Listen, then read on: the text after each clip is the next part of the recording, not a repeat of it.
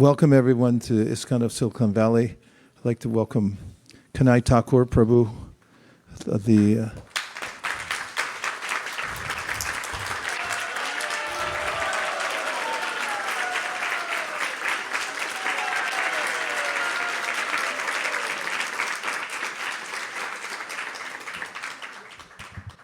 He's a traveling preacher stationed in Pune. Maybe all of you know him. But I just got a chance to sit and talk with him and was touched and deeply impressed. Thank you very much for coming here, and please make it your home away from home. Hare Krishna. And he also invited all of us to come to Pune.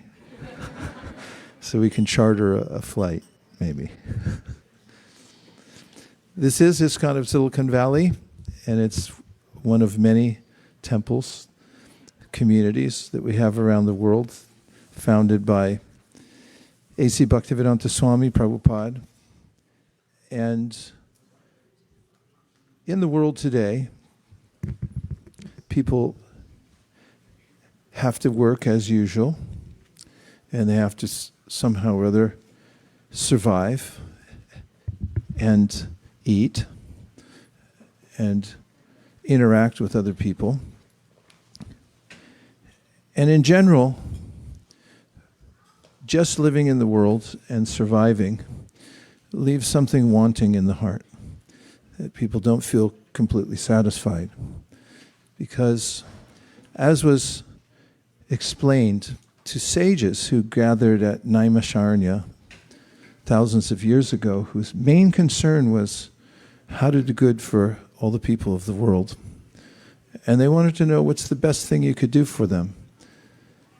He said that people have to know how to be engaged in divine service, service to the Supreme Personality of Godhead. And it should be afforded to them in such a way that there's no interruption. And they should also be tuned in that service so that they're not asking for anything in return. In such service, Sutta Goswami, who addressed the sages, said one feels completely satisfied. And those who read the Bhagavad Gita and hear about it from those who have realized the teachings of the Bhagavad Gita can understand that unless one comes to this standard, then there'll always be something lacking in one's life. One will feel dissatisfied, or even more than dissatisfied. We may inadvertently cause ourselves more misery.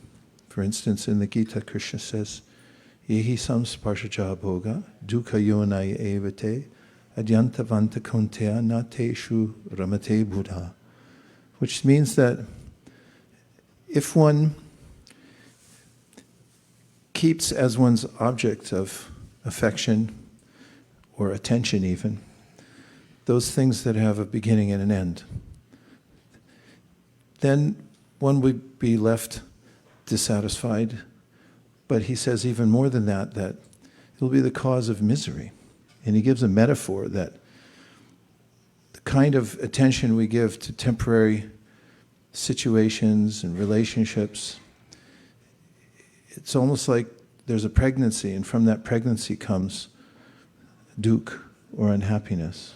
Or you could say a child like Vena, who came out of the womb ready to disturb everybody in the world.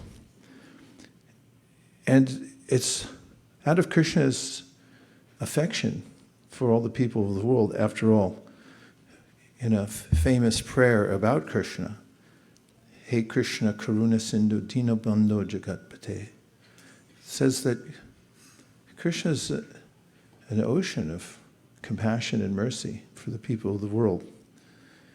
He spoke the Bhagavad Gita to give guidance so that we don't work in such a way that we paint ourselves into a corner and feel trapped, or that we end up with misery in our lives rather than which is not just satisfaction, but love.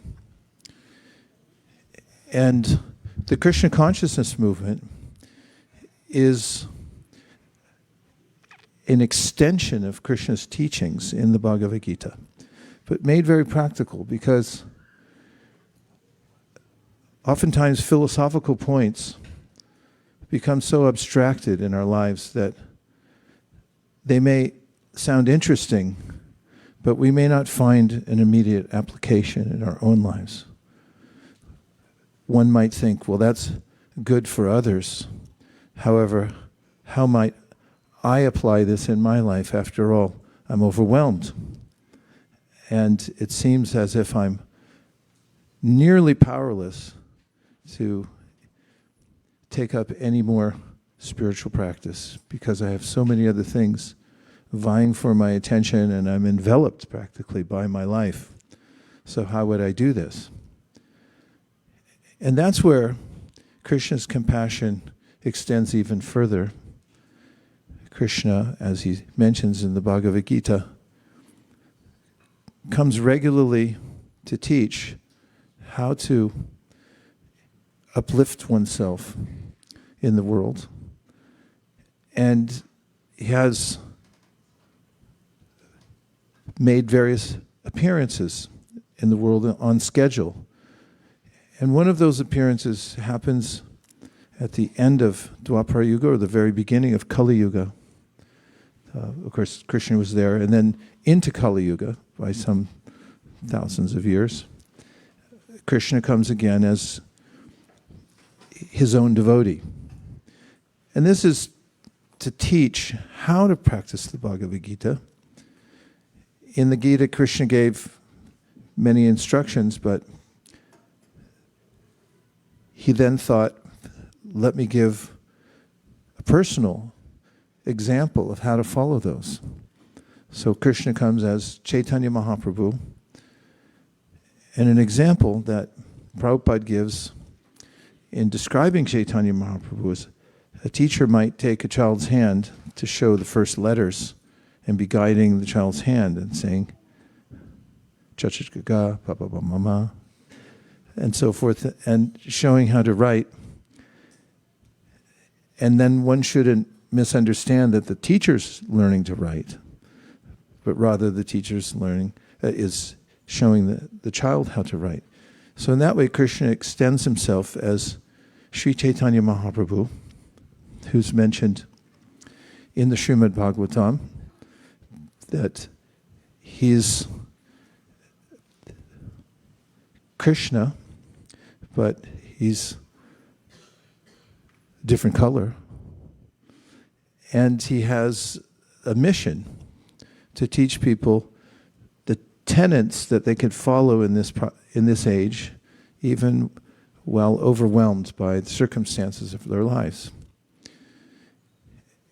And then there are teachers that came after Chaitanya Mahaprabhu who expanded what he had taught when he came.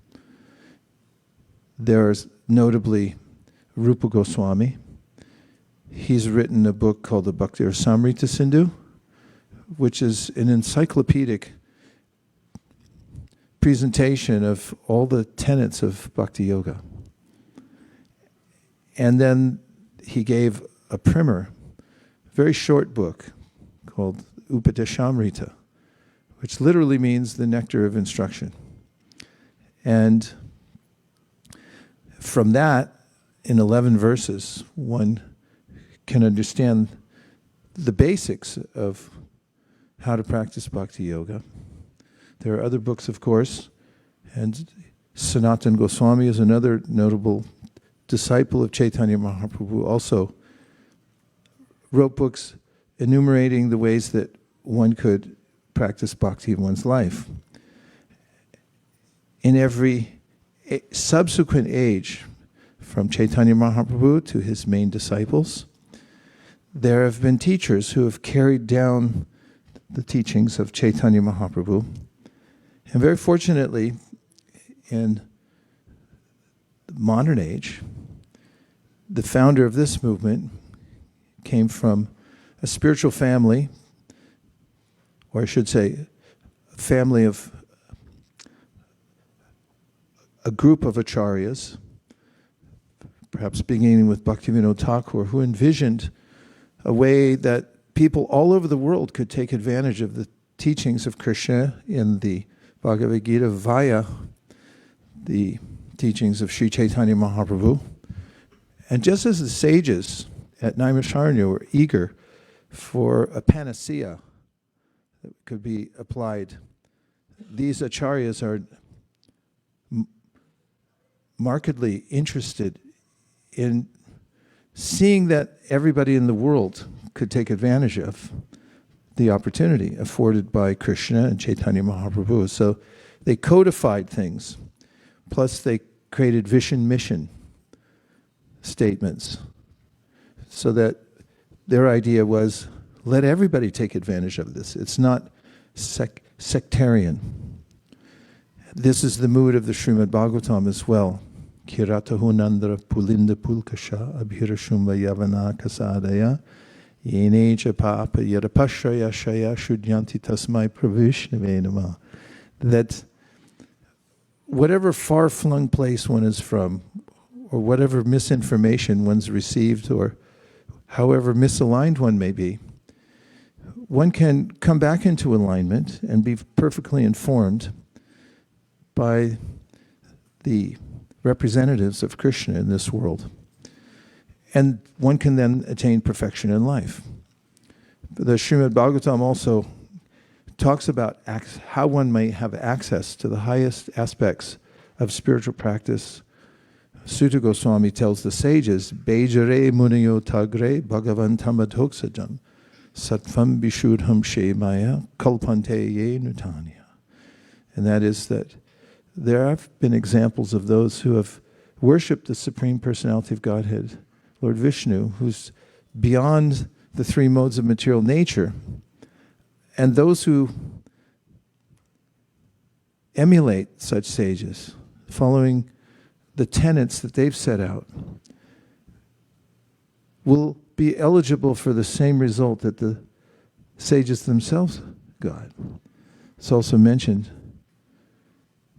in the Srimad Bhagavatam, Swayam Bhujak Kila Satvadamni Samadhi Navesh Chetasaike Twatpada Potena Mahatkritena. That the demigods praying to Krishna within the womb of Devaki had opined that Krishna is the source of everything, and one should fix one's mind on Krishna. And that the way to do that, practically, is to follow those who have done it before, successfully. And those who do it are compassionate enough to leave behind a process so that other people can take up the process of bhakti yoga, devotional service. And then there's an emphatic statement that those instructions themselves are like a boat that can carry one across the material ocean. And then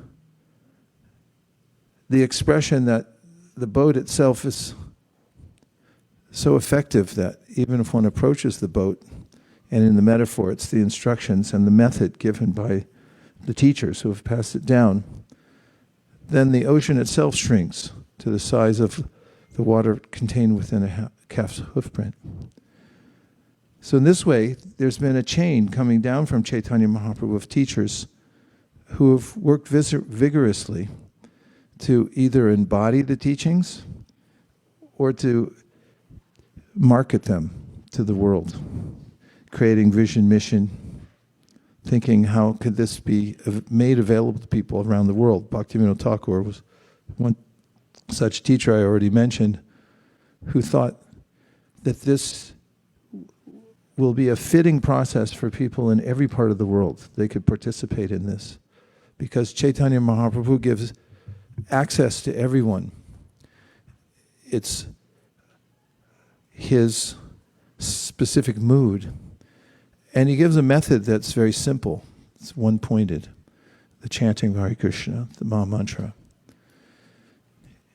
And after Bhaktivinoda Thakur, then there's this conclave of others, including his son, Srila Bhaktisiddhanta Saraswati Thakur. And then we have our founder Acharya, who is the beneficiary of the teachings of Srila Bhaktisiddhanta Saraswati Thakur. And of course, there are other luminaries. Gaur-Kishore Das Babaji Maharaj was the guru of Srila Bhaktisiddhanta. And in this way, there's this spiritually enlivening electrical charge that comes down through the teachings, which are very practical, and which are given shape by those who meditate on how to make them available to people all over the world. And then the founder of ISKCON had ruminated on how to make them available, them meaning the teachings of Chaitanya Mahaprabhu, available to people around the world. And he thought in terms of America to begin with, because America, since after World War II, had become prominent in the world in many ways, economically, manufacturing and so forth. Culturally, it was a big export, American culture, around the world. So he thought of starting there and preaching in English, which is also the suggestion and the impetus of Srila Bhaktisiddhanta Saraswati Thakur, who was able to do it in India. So Prabhupada, practically everyone knows the story, came to America alone and then made it available to the people of starting with New York City, and then it spread all over the world. So we're the beneficiaries of that. And what we get in the Krishna consciousness movement is not only a process, but also the philosophical underpinnings, foundation, that give it credence. In other words, you can have a process, but it should be fortified with knowledge. Tachtradhana muna yogyana vairagya yuktaya pashyantya atmani chatmanam bhakti shruja grihitaya. Which means that you should be fortified in your spiritual practice. You should have knowledge. You should also have a sense of encouragement which isn't hindered by attachments to the material world. And all this is available through the practice of devotional service. And Chaitanya Mahaprabhu had conceived of people who live normal lives, whatever that means, who have taken up the process of devotional service in their own homes, and then inviting other people into their homes to teach them the same tenets so that they can do it in their home. And that's where the idea of Tupperware came from. Or what's the other big one? Multi-pure. Who's got a multi? No, the really big ones, even in India too. Multi-level marketing. Yeah, Amway. That's where Amway got their idea from. Each one, teach one, start the business in your home. Get the product, put it in your garage. Bring your friends over. I don't know if Tupperware, does that predate anybody, or do you still have some lying around? Do they still sell that? Oh, okay. Oh, glories to Tupperware. That's one product you definitely can't do without. And that was a revolutionary way of marketing, is to invite people over to your house and then show them how it works. And that's where they got the idea from Chaitanya Mahaprabhu. And the same thing is applicable, because it's nice to have people over to your house. And when people come over to your house, you bring out your better forks and spoons and stuff that's not broken, and you do clean up a little bit and maybe put some flowers, and then you invite people to come and have something to eat. If you don't, they won't come back. But it's normal. That's normal. It's ordinary. People, they want to get together and talk, and they want to have something to eat. So that's what Chaitanya Mahaprabhu envisioned, that people would come over to people's houses and they would get an opportunity to hear Bhagavad Gita and also chant Hare Krishna mantra together, read a little Gita, chant a little bit, and then eat. And there's great power in the eating because it's not ordinary food. It's one of the great secrets of the Krishna consciousness movement is prasadam. When you give people prasadam, they get happy, and then they wonder when you're going to have the next program. My wife and I had a program at our house for 16 years. Some of you came. And thank you. And one night, we had some friends from the Mormon church come over.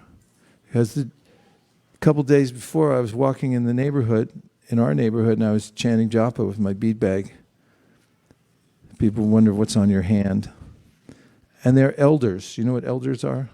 They're members of the LDS church, Latter-day Saints. They're Christian church. It's slightly different they're all slightly different. In any case, they came over, they're preachers, young preachers. They send out their people for a couple years to fend for themselves. After they teach them whatever language they're going to need, they're one of the best language teaching organizations in the world, and they send out their people to go to different countries and just live there. You look like you want to go. That's a good idea. And they just go door to door and they meet people and they talk about their philosophy. So when they saw me chanting, they asked me what I was doing, and I told them what I was doing. And then I said, well, why don't you guys come over? We're having a program on Friday night. And so, of course, they did, because when you're out by yourself and you're young and you get nowhere better to go, if somebody invites you, you go. So they came over, and we had a kirtan. And then when the kirtan stopped, the devotees instinctively fell to the floor and offered obeisances. And I was reciting the Prema Dvani, so I had the vantage point of seeing that they were amazed, and they wondered what happened.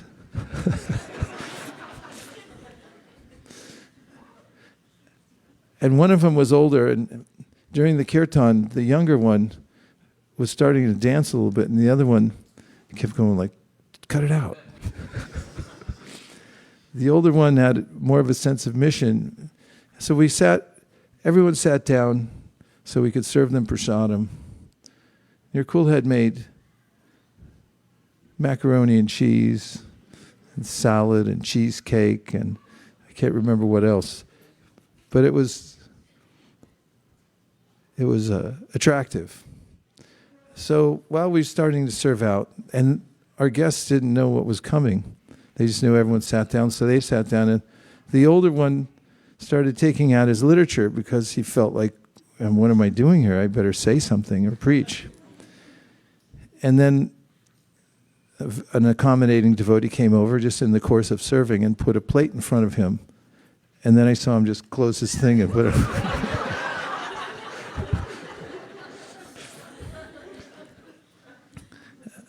And at that moment, I thought, this is an accommodating program. It accommodates the human spirit. That people want to have something nice to eat together, and they want to sing. And they want to discuss how their lives are going.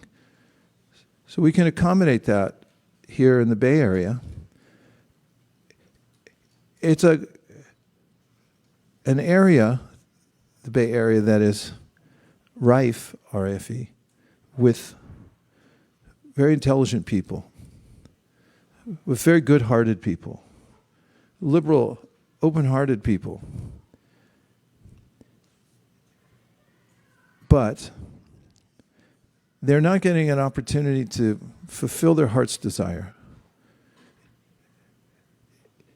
because they don't have a spiritual practice that touches that part of their soul where they'll feel satisfied. The formula given by the sages in Naimisharanya, the unmotivated, uninterrupted service. That seems practically out of reach to most people, or even the concept is not available. So Chaitanya Mahaprabhu's ingenious system, carried down through the generations, has arrived here in the Bay Area. And we're just getting started, but we've built a base of those who live strategically all around the Bay Area, from Santa Rosa all the way to Santa Cruz. Yay, Santa Cruz. Give a shout out for your temple or preaching center. Yeah, go ahead. That only means, where do you live? Because every house is a temple. And now we're on the threshold of offering people in the greater Bay Area, from Santa Rosa to Santa Cruz, and perhaps even further north we have. Where do we have? Where? Oh, we have Davis. That's north. I'm talking south. Jamuna. Where do they live? Yeah, down in Monterey. And where else? Carmel Valley and so forth. Pacific Grove. So all of these are areas in which we can act Lord Chaitanya Mahaprabhu's process of inviting people over and offering them a chance to hear and discuss Bhagavad Gita, to try the chanting of Hare Krishna, and then having prasadam together. That's all that's necessary. When people have a chance to come to your home, whoever you may be, and I am talking to everybody, it doesn't matter where you live, even if it's a simple place, just keep it clean and invite some people over and have a kirtan and give them prasadam and read a little Bhagavad Gita. Then your house becomes one of the places where people will cultivate in their heart the desire to have their own spiritual practice. In fact, it'll begin there in your home. And from this, there'll be an encroachment of the system of devotional service as envisioned by the great teachers and by Krishna himself through Sri Chaitanya Mahaprabhu, that will envelop the entire Bay Area, which will become a beacon for people all over the world. So here you can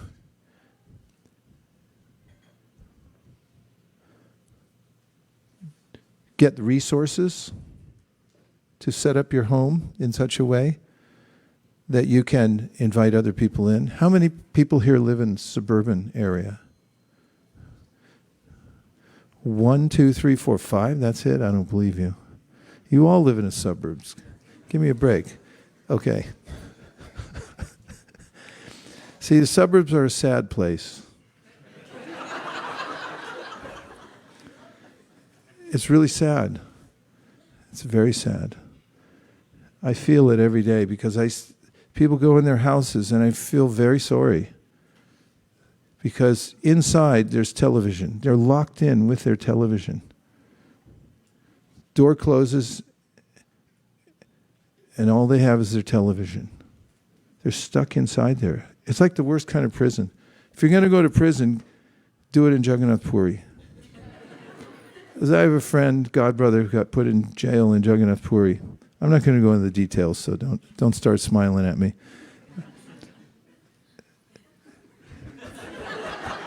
Except to say that in the Jagannath Puri jail, it's mandatory that you chant bhajans 2 hours a day.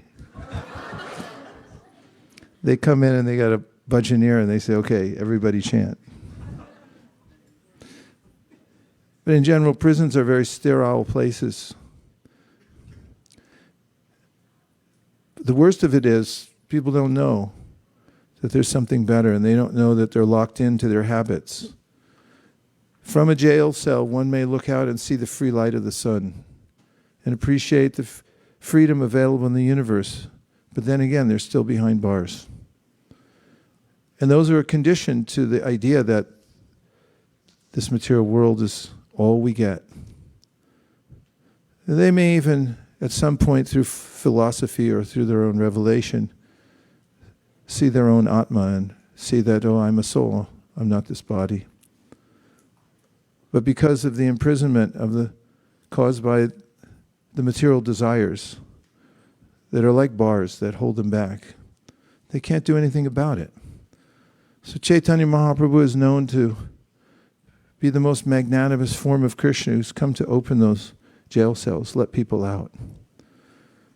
And if we go door to door and we meet people where they live, they may have a television inside. And the door may close behind us. But if a Bhagavad Gita goes in and then the door closes behind us, then they're stuck inside there with the Bhagavad Gita. And that's where the possibilities begin. Chaitanya Mahaprabhu told Sanatana Goswami, Maya Mugdha Jivera Nahi Swata Krishna Gyan, Jivera Kripaya Koila Krishna Veda Puran. The other most merciful form of Krishna is Srila Veda Vyas, Srila Veda Dvaipana Vyasdev, who conceived also the continuance of the teachings of the sages at Naimisharanya, but how would that be affected? How would it be carried out? Through the abstraction of speech that took place there. Language is just an abstraction of speech. You take the speech, there's an agreement about how to phoneticize what you're saying, and you write it down. And it can be reconstituted. Humans can do that. They can reconstitute it just by reading. So what happens is when the literature goes in one's home, then the door closes.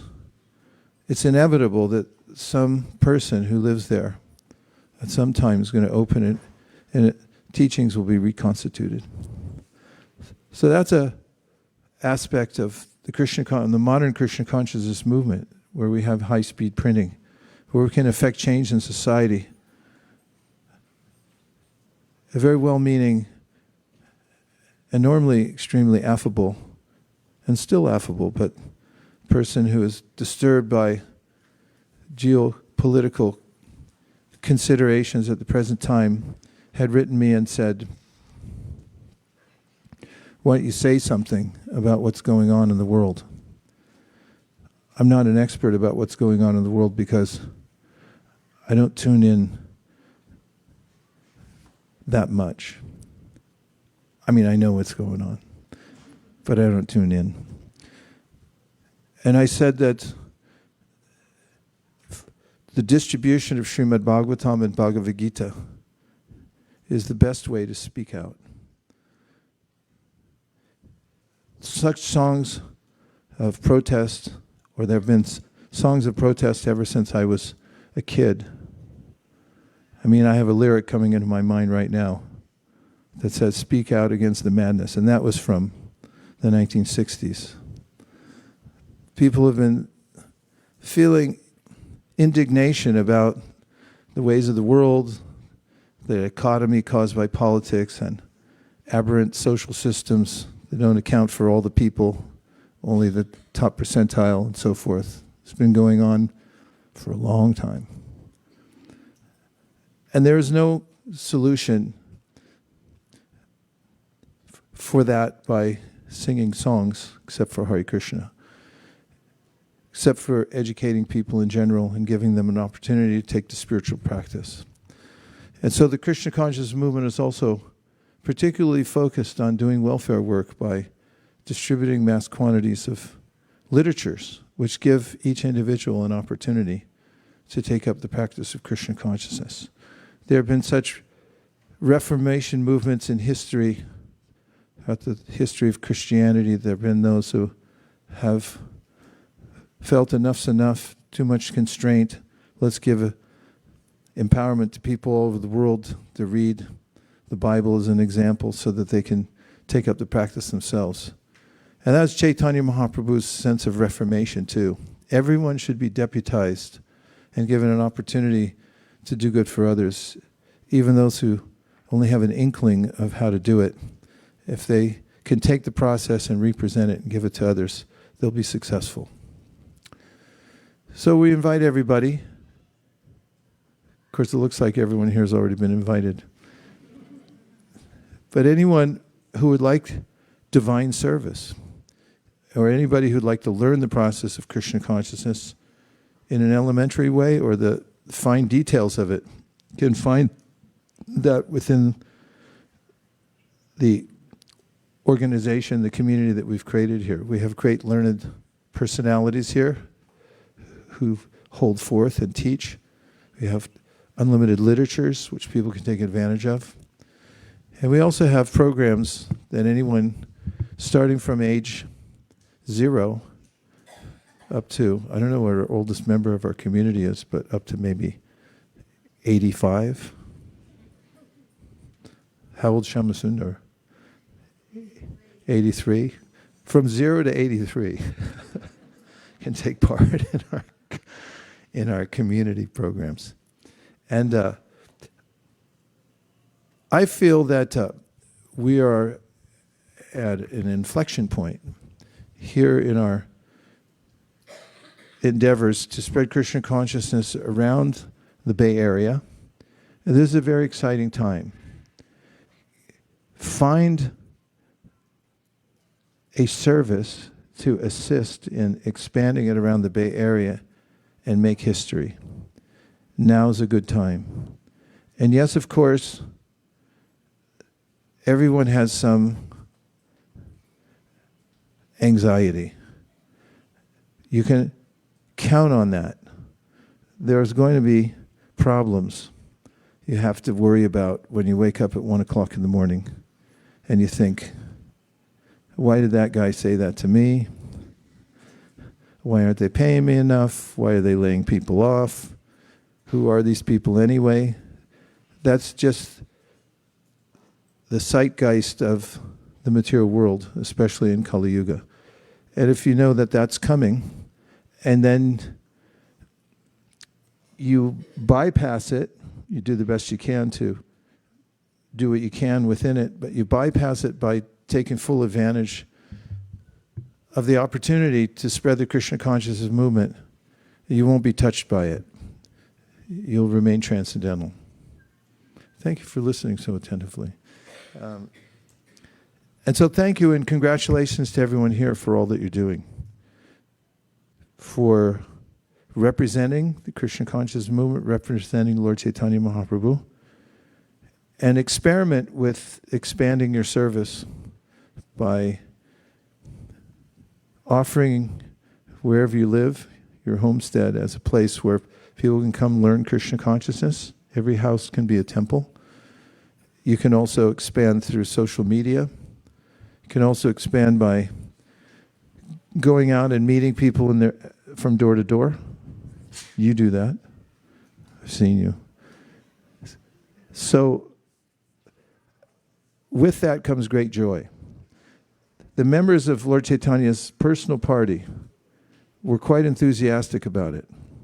In fact, the way it's described in Chaitanya Charitamrita, metaphorically, is they broke open the storehouse. Did you ever break into anything when you were a kid? All right, I won't ask you. It's kind of fun, anyway. Nothing too criminal. But a couple snow cones. Breaking and entering. smashing open a lock and then taking the contents out and then giving it away as a kind of Robin Hood type thing. You know, take it and give it to the masses of people who need it. And this is a mood that is uplifting. It's not boring. The idea of making a faster chip, although it's hard work, it's not that exciting because it hasn't made a difference in the quality of our life or the feeling that we're feeling, the feeling of satisfaction in our hearts. The fact that compared to not having a cell phone to now having a cell phone, it hasn't increased the sense of satisfaction in my heart. That's over a span of whenever they came out, 30, 40 years ago. And I remember somebody saying, "You sure you want to carry one of those things around with you?" But it does make a difference when people come in contact with the spiritual sound vibration. So we can emulate Chaitanya Mahaprabhu and his associates by this enthusiastic distribution of Krishna consciousness. And it mentions also that not only to distribute it, but they tasted its contents. So it's maybe with one hand you distribute, the other one you can be tasting it. And that's the mood of the Krishna consciousness movement. And now we'll experiment with the chanting of Hare Krishna, which is the main export of the Krishna consciousness movement. You can take it anywhere. And this is a perfect opportunity because we have a chorus available. And the way it's traditionally done is one person sing and everybody else responded, "I volunteer to sing."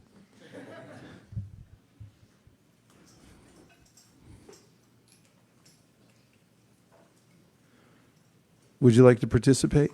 Yes. Okay. Now we're being asked to become vegetarian. Okay, everyone move up, please. Can you remember the first time that you heard the Hare Krishna Maha Mantra? Yeah? Where were you? What happened to you? You ended up in the front row.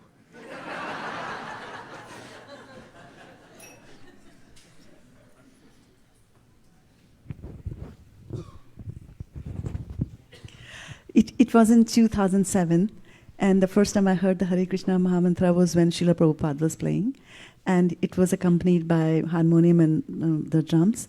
And I was just thinking that how these simple instruments were sounding so beautiful, and I was completely taken over by the mantra.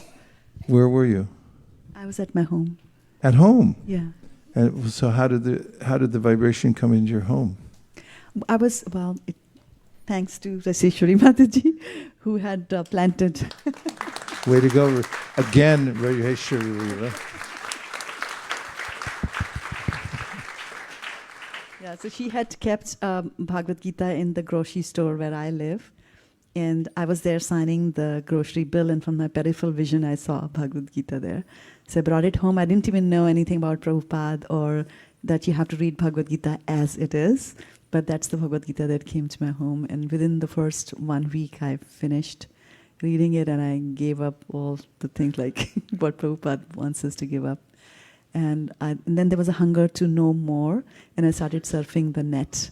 And that's where I came across recordings of Srila Prabhupada playing. Oh. Yeah, so. Wow. And you left that Bhagavad Gita there too. Yes. Why'd you do that? Because you were guiding us in the home programs and whatever I was attending. And Prabhupada also writes again and again to give my books. That is the best act of service we can do in Kali Yuga. So I was very desperate. I wanted to become a book distributor. I had you as an example, and in our temple we were having this drive of devotees trying to distribute books. And I remember I was actually heading to Fremont to try distributing books with Malini.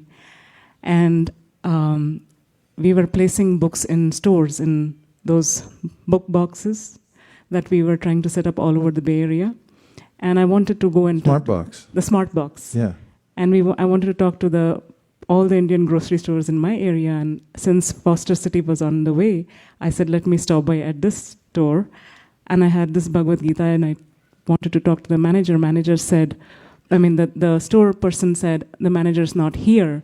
I had talked to him earlier on the phone, and he said, come and see me, but he was not there. So I said, I'm going to leave you this Bhagavad Gita. If you can give it to him, I'll come back later when he's there. And when I came back, that book was gone. So he had sold it to her. Wow. Amazing.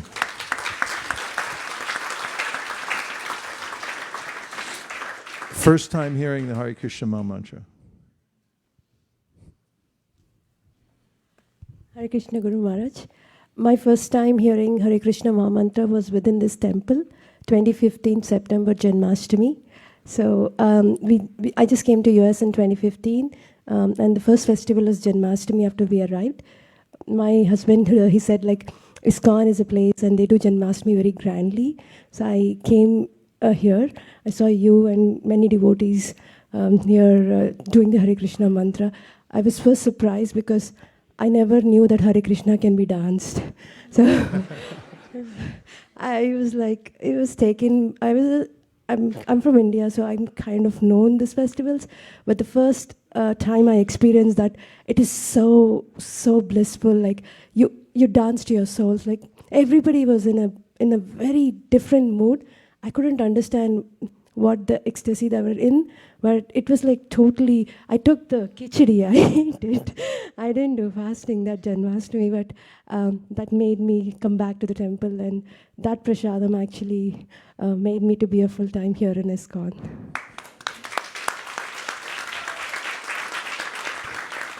First time hearing Hare Krishna Maha Mantra.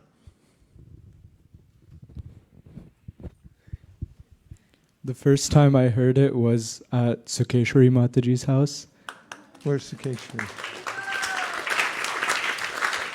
I was maybe 4 or 5, very young. And the first thing that caught my attention was her deities. She had Gaur Nitai, Jagannath, Baldev, Subhadra at that time. And I didn't know who they were, but they were very mesmerizing. And she invited me to come in and to change their outfits and massage them before bed. And so I didn't know what I was doing, but it was fun. And I remember as I was doing that, I heard her singing the tune in the background, and that tune is still stuck in my head. Oh. Subhadra.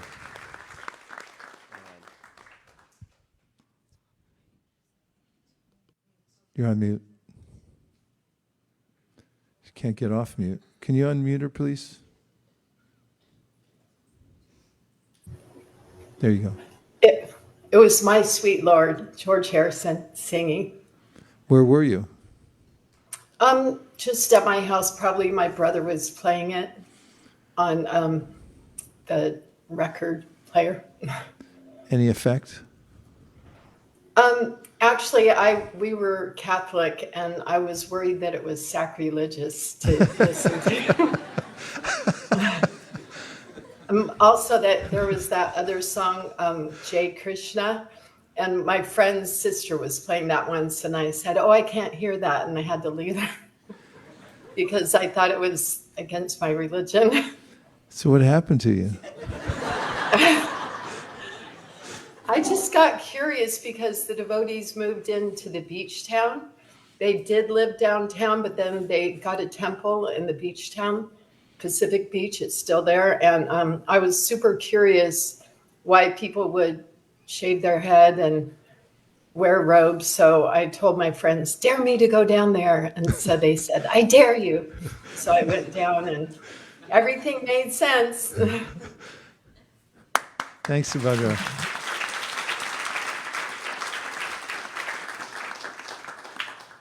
Two more. Dhanavari. Okay, you're over here. Send a microphone back to Dhanavari, and then who's here? give Dhanavar your mic, and then we'll come back to you, Sakala Subha.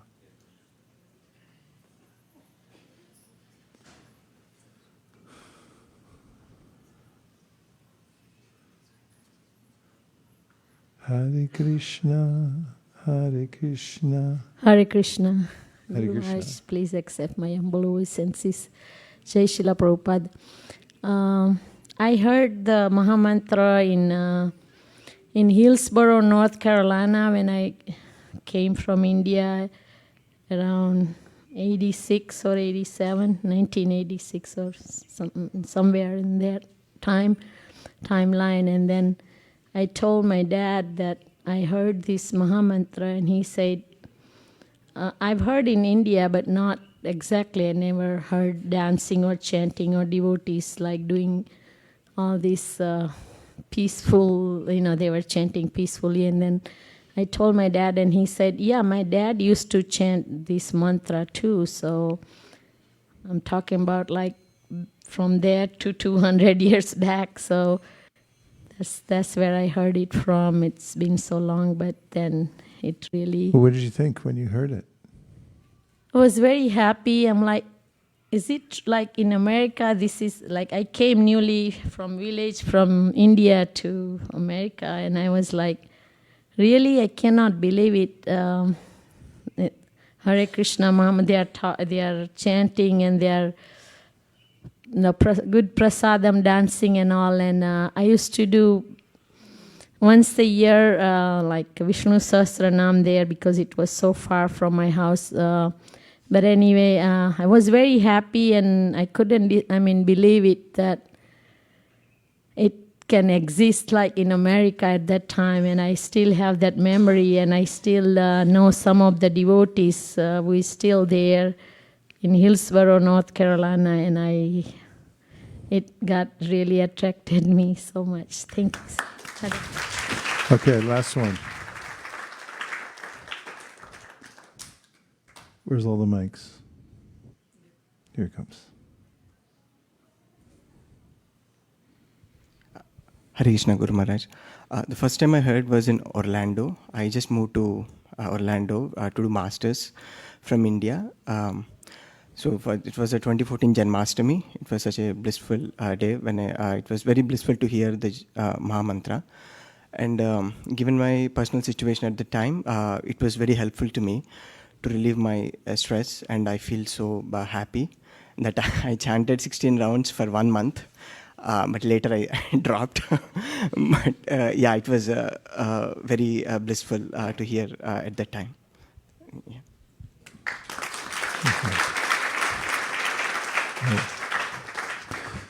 The chanting of Hare Krishna comes highly recommended. Etan nirvidyamananam ichatam mukato bayam yoginam nripanirnidham harinam anukirtanam. This is Shukadeva Goswami, and he's speaking in a very universal way about the Hare Krishna mantra, saying that it's the doubtless and fearless way of success for all. And it doesn't matter what category you're in, you'll be successful in chanting the Hare Krishna mantra. And throughout the Srimad Bhagavatam, we find very encouraging statements about the chanting of Hare Krishna. And when we find ourselves distracted or overwhelmed with many choices, we can take refuge in chanting Hare Krishna. When we find ourselves afraid, the Srimad Bhagavatam says, Apana samsrutim goram yanama vivashogranan tata sadyo vimucheta yabhibheti swayambhayam. Then say, Krishna. Or as Damodar Vamsidhari says, Oh Jagannath. So there are many ideas about how to reach God. But the most sublime process is by repeating His name. And anyone can increase that and subsequently develop godly qualities just by chanting, because Krishna will be personally present. What's more, one will gain invaluable qualities like a sense of detachment from those things that are untouchable in the world. And also one will get knowledge. The kind of knowledge where one can reclaim one's dignity and integrity in the world by doing the right things. So the Hare Krishna movement is called the Hare Krishna movement because that's the main thing, is to chant Hare Krishna. And if it sounds too simple, there's great emphasis given by our great teachers. Don't worry if it's simple, just apply it. Harinama, Harinama, Harinama eva kevalam, kalavana steva, nasteva, nasteva, gatiranyata. That in this present age, there's no other process recommended except for the chanting of the holy name, chanting the holy name, chanting the holy name. So let's try one more time as a chorus. What do you think? Yes. We're going to bring a sound engineer out here, aren't we? When?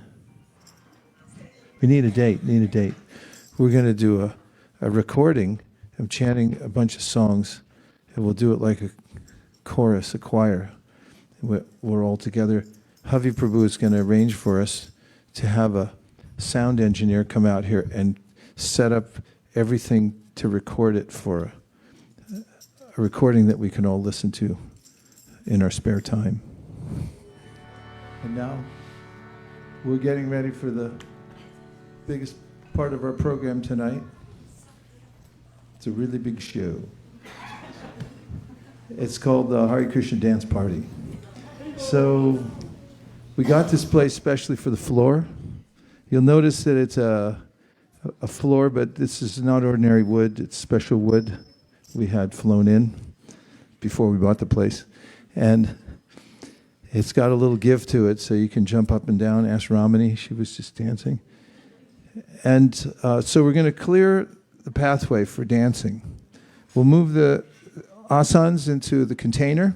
We're going to roll up this rug. The ladies can be on this side, gentlemen on the other side, and then we'll leave a little aisle down the middle for Prabhupada to see the deities. And feel free to dance to your heart's content. It's Lord Chaitanya's method.